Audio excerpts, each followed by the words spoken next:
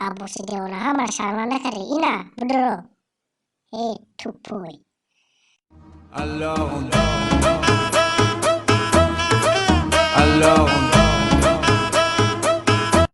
سرفون کمی تو گره نشیده اما رقص و بازی پرتشته مردی گهی فرقش چه؟ من فرق ندارم. بازرسی دولت اتومبیل سرجانت امانوف. راننده محترم لطفا حجتهای خود را بشان نمایید. اکا وای من اکا این پراوا دورمینه. شما صورت حرکت ماشین را زیاد نمیدید. باز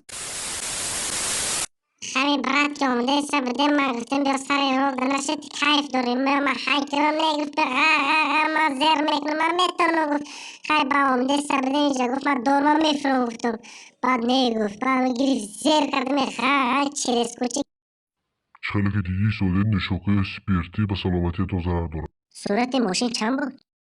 دیادم نیست با فکر این ماشین سپیدومتر هم نداشت با فکر هم نداشته با آمده سفده خیلی با گفتم من میفرم ماشین نداشت با پرس خود من همیشه هیچ هم نیست افتیده و خیلی توپ خورده و دو بار توپ خورده و خیلی هم نیست همیشه حیات داشته میسته خیلی هم نیست من بقلای میشه این شخص رو در حالت مسیحشون بازرسی دولتی اتومبیلی در حالت مسیحشون خاپیده است.